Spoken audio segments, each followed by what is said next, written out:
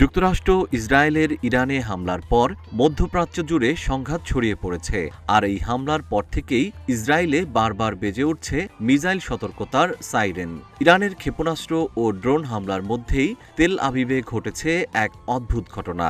চলমান যুদ্ধের মধ্যে পুরো ইসরায়েল জুড়ে জনসমাগম নিষিদ্ধ করা হয়। ফলে এই নিয়মের মধ্যে বিয়েও করতে পারছিল না অনেকে। এমন পরিস্থিতিতে চারতলা মাটির নিচে বোমা আশ্রয় কেন্দ্রে বিয়ে করলেন ইসরায়েলি যুগল লিওর ল্যাস্ট্রি ও মাইকেল মারিয়ানোভ।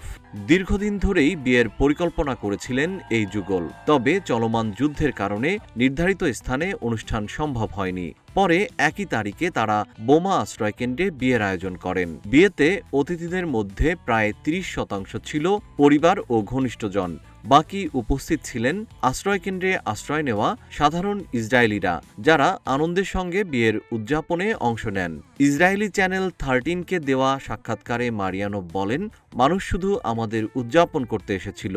এটি ছিল আবেগঘন ও অনন্য মুহূর্ত, যা বর্ণনা করা কঠিন।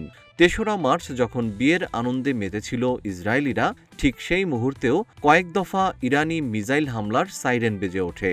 কিন্তু ভূগর্ভস্থ আশ্রয়কেন্দ্রে নিরাপদে অনুষ্ঠান চালিয়ে যান তারা।